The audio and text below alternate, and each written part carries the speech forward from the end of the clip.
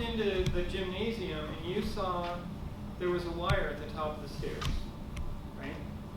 So we need to, like, the very first thing we would do if we took over that site is move that wire, you know?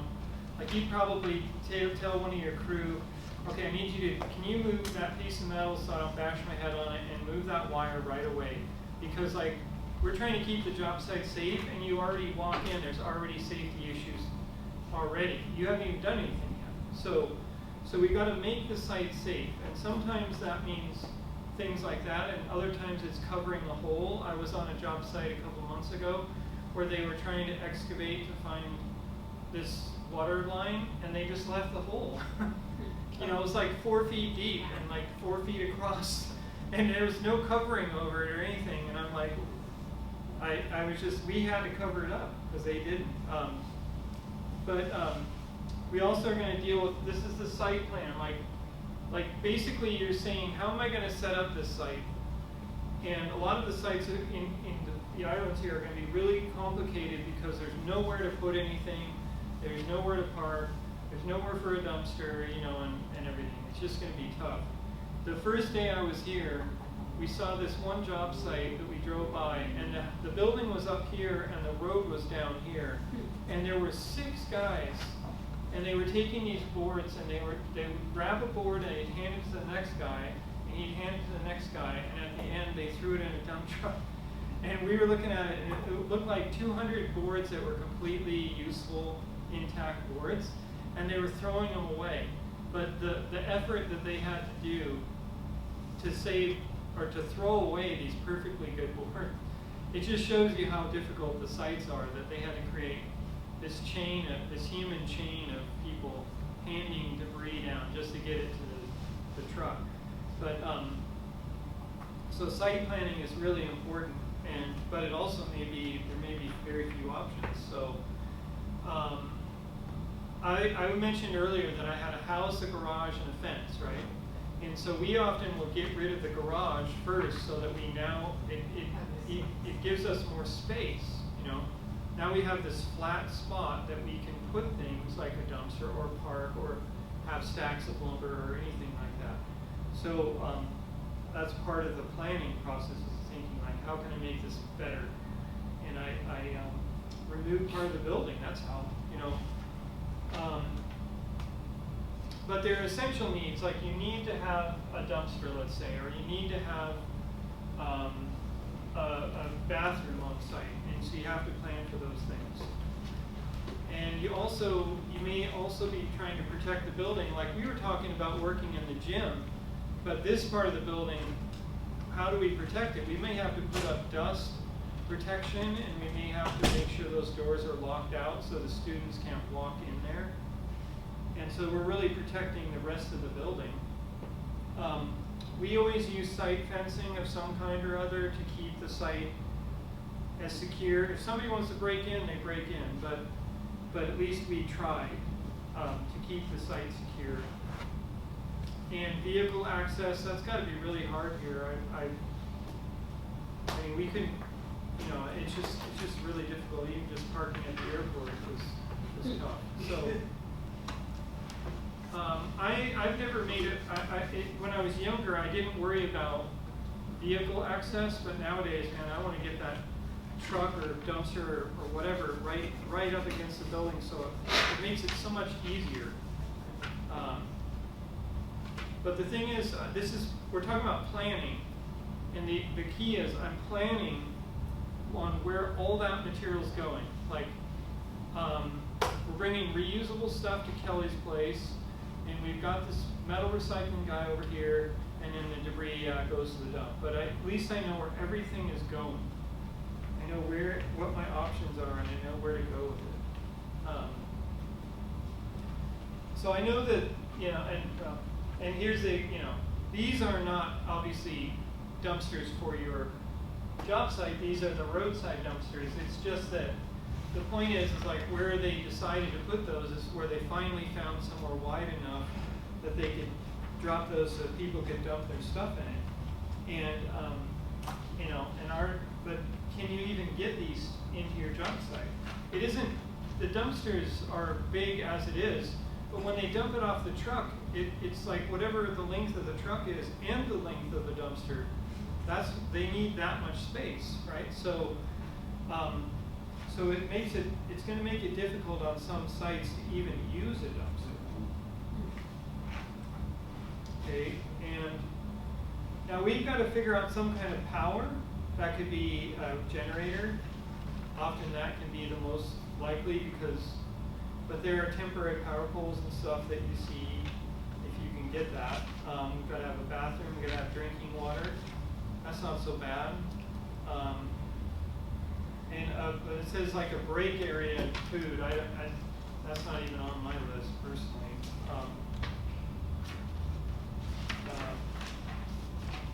Okay, we got a whole section on this. So I'm going to skip this slide because we got a whole section on it. It's going to come up, but so we're still talking about planning for the project. So this would be like whoever's in charge is like thinking ahead. Maybe they're the same people that bid on the job, but the part of the planning for it is planning for the job, but also planning for the safety. So we've got, and hopefully you already have a safety manual that kind of applies to all jobs, and then you have a site-specific one for that job. But there's going to be other issues about, like, they even wrote down landscaping here, as far as, you know, we talked about like driving behind this building and how we might damage the grass, and then we have to repair the grass, you know. And so that's a different form of safety. That's like you're not just keeping people safe, you're keeping the building safe, you're keeping the ground safe, you know. And so our safety, when we think of safety, we think of everything. We think of the neighbors, you know, because we don't want to, we just don't want any trouble. We just want to do our work and make sure everybody's safe and we don't damage anything, including the grass, you know. And then if unless the grass is already being ripped out, and that's good to know, isn't it? You know, like if I was bidding on this job and they said, oh, we're ripping that grass out anyway. Well, then I don't need to worry about damaging it. So. Do your workers provide their own PPEs, or you have to provide them for them? Now we provide our workers all the PPE that they need, except if they lose it, you know, then they have, you know, if they wear it out, then we got our money's worth, you know. But if they lose it, then they've got to replace it. And so I'm going to go in order, just make sure we know what we're talking about. So, you know, that's kind of funny because that kind of segues into this, which is the critical path, which is basically saying what you just said. There's a path that you take to get this job done, from when you first get there to when you're done.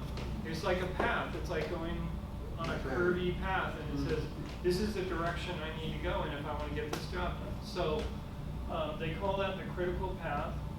And in this case, you know, like it might be that, no, I can't remove the windows right away because they're embedded in the walls, the block walls, so then I have to wait to get them out.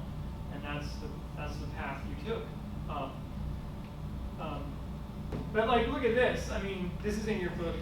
It's like, I don't know what they're supposed to do. What if your job site was like right here? What are you supposed to do? They block the road. They just block the road, huh? Okay. Block the road. Well, I can see that. You know, but maybe this section is called site plan, schedule, and work plan, right? But you have a plan. You don't just all of a sudden you realize, oh, wait a minute, we don't have any parking. You knew that when you bid on the job, right? And so you factored that in. And maybe you had everything ready. Like you wanted to say, I got all this debris I got to get rid of. And you've got it all ready right inside the door. And then you block the road and all 5 of you just carry it all out at once. You know, we've done stuff like that. I mean, everybody has issues like this in some way or another at times. And we just try and get everything ready, and then we only block the road for as little time as we have to. So, but I mean, that's part of the challenge of working here. And everywhere I go is something different, you know? Like I went somewhere where the closest recycling was 400 miles away. Oh, That's a challenge if you want to recycle, you know. And you guys, you know, I don't see hardly anybody driving around here with trailers. Not compared to where I live. Right. Everybody has trailers where I live because they're so useful. But here, I could see where they'd be a burden because, like, where do you park it? I mean, what I'm trying to tell other people that don't live here is that we can learn from you. Because if we treated the earth like an island, remember I said that earlier? If we treated the earth like an island, we wouldn't be so irresponsible. You know, because there would be there's limitations on an island. You know, you drive a certain distance and you're in the water, you know, or you've got this hill, or you don't have this recycling option, or it costs $67 for a hammer. There's all these challenges, all these limitations, and we treat the earth, a lot of us treat the earth like there's no limitations. See the problem? Yeah. Like we don't see there being any limitations. We just keep digging this stuff out or cutting these forests down or whatever we want to do as though we're not on an island. But if we understood what it's like to live here, I think we would all learn from you of what it would be, what we should be doing. And so like our goal, you know, was like if we could get, you know, like the Virgin Islands as an example, if we can get like a circular economy going here that would benefit all of you, you know, but then other people would see it and they would learn from it. They would be like, yeah, that's really cool. Look what they did, you know. And but hopefully we can get people to realize before it's kind of too late. And I think about islands and I think about, you know, like I'm not an expert on climate change. I'm not. They talk about the ocean level rising, right? It seems like if you were on an island, you would be worried about that. You know, like, it seems like that would be something that would be on your mind. You know, like, I live 200 feet above sea level. I'm not exactly worried about it, you know, but if I lived 2 feet above sea level, it would be on my mind on a regular basis. When I started this, I went to a high school that was, about a year or so after I graduated, it was demolished. And people in the community, it was a working community, and there was, you know, we were all middle class, and people valued the material in that school. Like they, you know, they didn't have a lot of money, but they valued the material in that school, the high school. They went to school there themselves. They were good quality. It was great material, you know, and they said, oh, we're going to demolish it. They said, oh, okay, can I get a door? Oh, no. Can I buy a door? You know, no. And they threw everything away. They came with machines, an entire high school, and I mean like 1920s brick high school with wood flooring and lockers and antique cabinets and all these, you know, wood windows and everything. And it wasn't that nobody wanted it, right? There were people beating on the door saying, I'll buy this, please let me buy it. And they wouldn't do it. And it's like, and what it did is unlike the sea level rising a little bit every time, you know, you don't notice that because it just happened a little at a time. Before you know it, you can't walk to your fishing spot anymore. But it's like, well, wait a minute, when did that happen? You know, the thing about the high school was it happened in one day, you know, and everybody got to see the waste, this massive waste. Now you guys just dealt with a hurricane, but that was a little different because that was like an extreme condition where people are like, okay, this is extreme condition. And the thing about the high school was, it was just sort of like an everyday working day, you know. All of a sudden you drive by and you see like these antique cabinets just falling out of the school and just shattering on the ground as this machine destroys this building, right? And it's the building that you went to school in, so it's another striking example. And what that did is it got people in the community together and they said, what are we going to do about it? And that's how our nonprofit store was started. From that one incident, the people got mad enough and got organized, and they created this group. and they created the store that I helped start, and here I am 29 years later, and I've started 50 other businesses, you know, as a consultant. So that one school has now created over 500 jobs, and we have saved, I've worked on 173 other schools since that school, because I made a point of, like, I'm going to try and save schools, because mine was destroyed and wasted. And I'm trying to make a point, you know, like, that if it took something like that. But the thing is, on a daily basis, that amount of stuff was being wasted anyway, whether it was the high school or not. I mean, if you added up all the garages and barns and houses and fences and stuff that are getting torn out and thrown away, that was just another day of waste. You see what I'm saying? It was all in one location, but that's what it took to make people notice. And that's why it's going to take, I don't know what it's going to take to make people change, you know, other than if some, you know, like when you think of something that we all love that's near the beach, and when it goes underwater, then is that when people change? Well, that's a little late, you know. It's a little late when that happens. When a school goes down, well, that's a school, you know, and you can, if that did make a change, but it saved a number of schools since then, I'll tell you that, because I've done so many projects. It's just stuff. So, summary. We have to come up with a plan for everything, it seems like, but it doesn't necessarily have to be a lot of paperwork. If you're in charge, you might come up with it in your head, or you might write it down, especially if you have workers that you're working with. But we have to think about the sites on these islands. We have to really think about, like, how are we going to set up this site to be efficient. If I was just demolishing the building, I wouldn't have to think that much, because I would just make a giant pile of garbage, and then I would load a giant pile of garbage. That's about how easy it is. So, and we have it tougher, but we have to consider, like, that material, you know, that we're not creating a giant pile. We have to think about how are we sorting it out, and what comes out first, and where do we put it? Do we leave any of it at the site, or do we have to haul it away every day? And literally, where is everything going? That's such a struggle here. I have sites where I can have the entire house taken apart and still at the job site in different stacks, because I have so much room. But that's not true here. Limited access, you know, creativity. Like I said, we got a house garage fence. Well, the house is the main part of the job, so we're going to get rid of the garage. Now we've got space, you know, and the fence is going, because then we can drive our truck in this way, you know, stuff like that. We have to be creative. We've actually taken down a third of a building, like we take a third of it down to the floor.